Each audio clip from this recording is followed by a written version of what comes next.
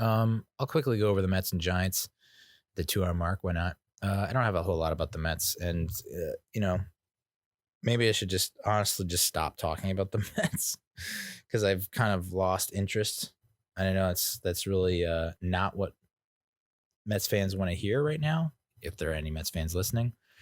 But fuck, man.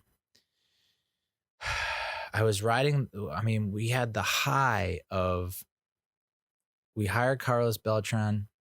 We all got on board that train. Steve Cohen's gonna buy like majority, minority stake, and the franchise is gonna turn this motherfucker around.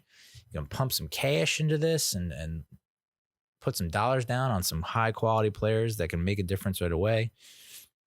And then it just falls apart. Beltran's caught up in that Astros scandal. We now have this like Rojas dude who I don't know. Like everyone just keeps saying, oh, he comes from a good baseball family and blah, blah, blah, blah, blah. And it's like, I don't know. I'm not like, I'm not getting too amped about it. Then Steve Cohen like backs out of the deal and now we're stuck with the Wilpons again. So I mean, it stinks because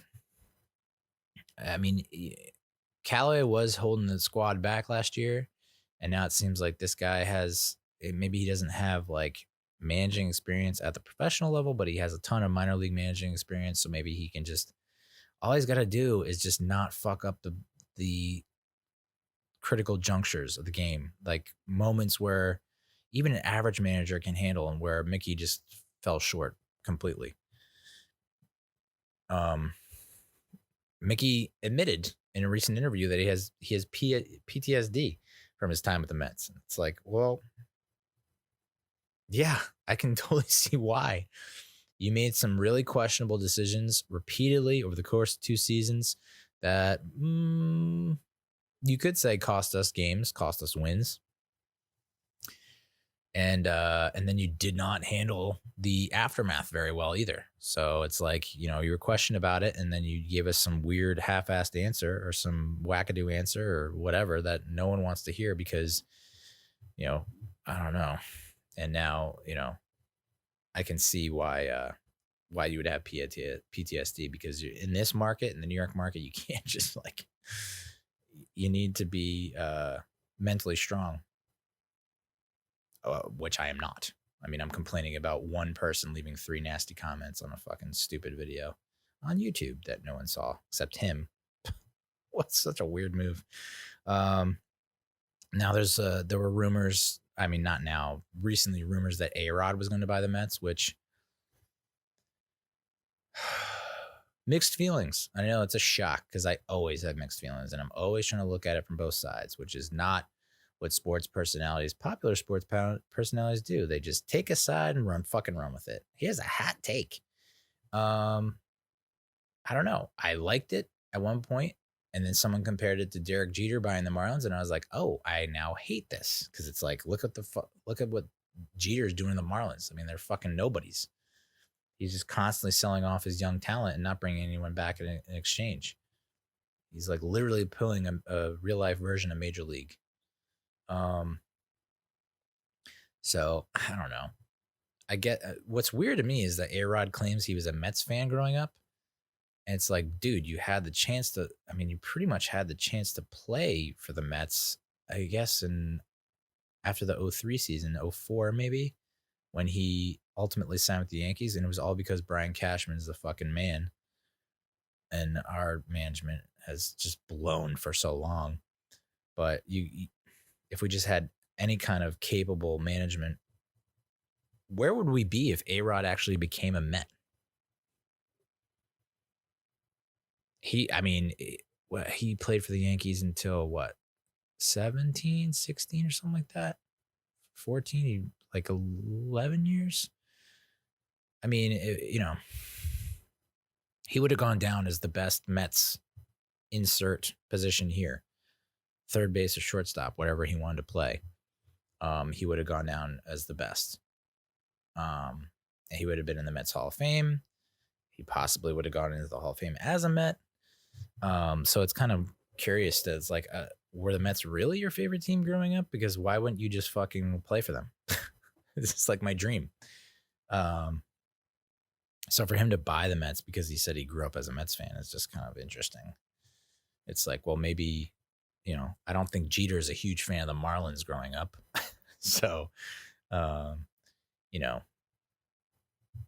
obviously ARod can't buy it by himself, but if he's got the fact that he's got J-Lo on his arm and J-Lo has influence, ARod's got influence, they could put together a nice little group, investors group to buy the Mets and really make them contenders, similar a la what the Dodgers did. I mean, the Dodgers had, I guess, at one point Magic Johnson in his circle of influence that were able to pump cash into the Dodgers, and now they got fucking Mookie Betts.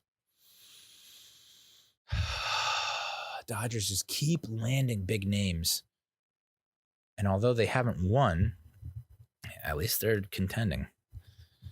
I don't know. It still feels like even if we do have Yo back healthy, and he does look like functional at this point, still feels like we're one piece short. Still feels like we need one more piece, and that piece is not Jed Lowrie, who was spotted with a fucking gigantic leg brace. I mean, at some point, I think we just all need to collectively hire an assassin or a hitman and just take him out and put him out of his misery. Kidnap him, dump him in Antarctica. Just like he needs to disappear at this point, because it's just like he's just a constant reminder of like everything that went wrong with Brodie Van Wagenen. So yeah, I'm sure I'm missing some recent Mets news. I've just been so fucking out of the loop. There's just no time to check in on them. Let me look here. Oh, Seth Lugo, yeah. Fucking broken pinky toe or something? God damn it. That figures. That's just so Mets. Makes a lot of sense.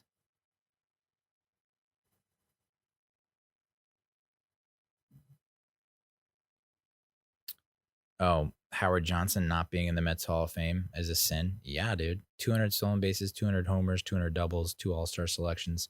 I mean, he was my favorite player, Mets player, which is saying a lot about me growing up. But yeah, I've said it before. I'll say it again. I wrote to Nintendo and was like, you need to make Hojo's 30-30 Club video game.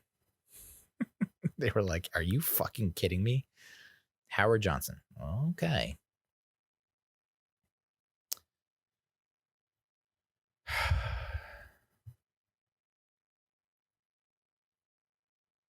Oh yeah, the NL, the National League, rumors that they're going to adopt the DH, which, I used to adamantly defend the National League. I was like, oh, that's what makes the National League so great, is that we don't have the DH, and that when we go up against the American League in the World Series, we force the American League team to take out one of their best hitters, and like that gives us the edge because we played without it, and blah blah blah blah blah blah blah. And now it's like, fuck it, let's just get a goddamn DH, because there's so many people that were on our radar, but we didn't sign because they couldn't be the DH. Nelson fucking Cruz, dude, was always mentioned as someone that we would probably pursue or go after in free agency. And we didn't, because the guy couldn't play in the field. And I'm hoping this happens sooner rather than later, because then we can fucking lock up Yo. Just let him hit. He doesn't have to worry about playing the field. Doesn't have to worry about running too much. Just mash balls.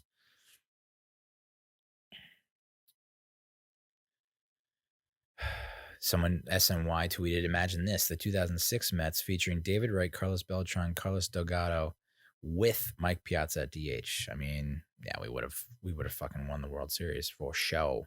For show.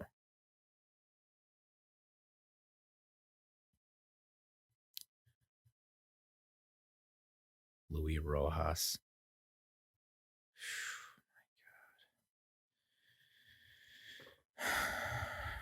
I don't know. Maybe I'm completely wrong about him, but it's just takes a lot of wind out of our sails to just be like, all right, Beltran, Cohen, got so much momentum, and then just to have to take it all to go away. All go away.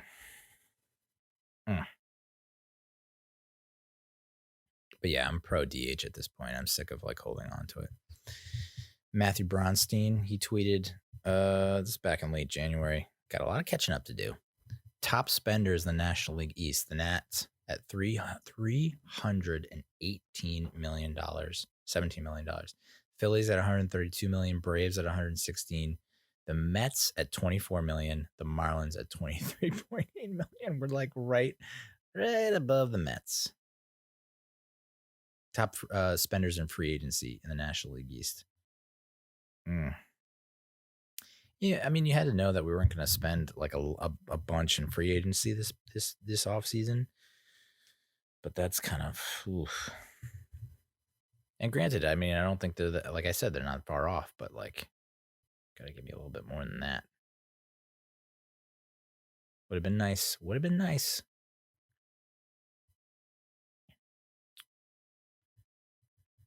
Edwin Diaz has been ranked as a top 10 reliever in baseball. Yeah.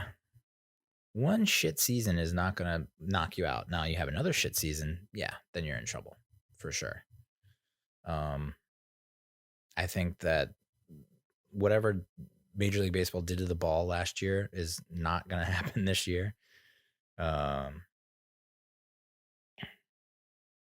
And he'll be back. He won't be back to what he was in 2018 with the Mariners, but I think we'll see. He'll be right in between where he was last year and 2018, which is just just enough. It'll be enough for us. It's just what we need. Mets Rewind tweeted February 9th, 1982, the Mets signed George Foster to a 5-year, $10 million deal, completing the deal that sent Jim Curran, Greg Harris, and Alex Trevino to the Reds after 4 years in New York. Foster is granted an unconditional release during the 1986 season after accusing the organization of racism. Wouldn't be the first time.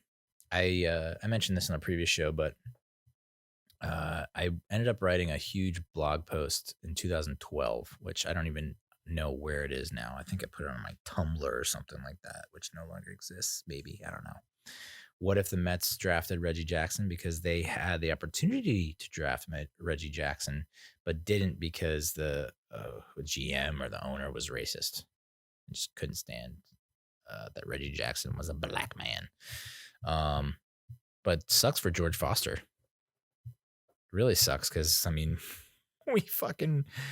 we won the World Series, dude, and you could have been a part of it. I would love to know what actually happened there. Like, what made him think that there was racism? I mean, we had Doc Gooden, Darryl Strawberry, Kevin Mitchell. Did we have Rafael Santana? Was he on that team? Mookie Wilson.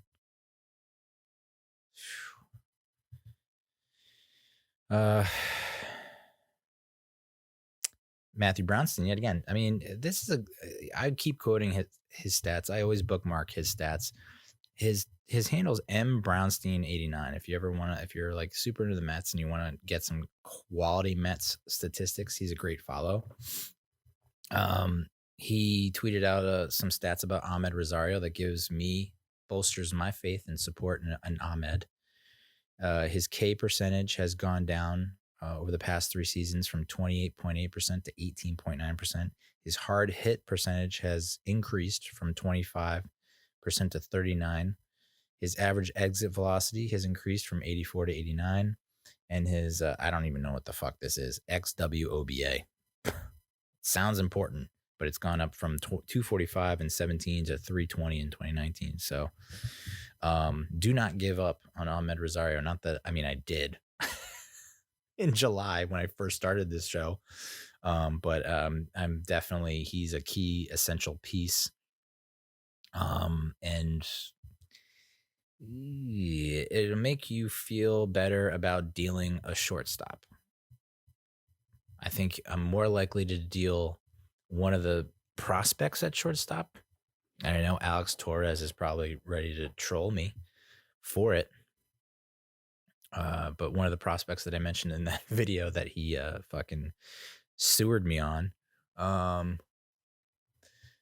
giving up one of our shortstop prospects in exchange for another piece because we have Ahmed Rosario and we should just lock him up for a handful of years. I'm more inclined to do that than just to deal Rosario and hope, cross your fingers that our prospect will turn out.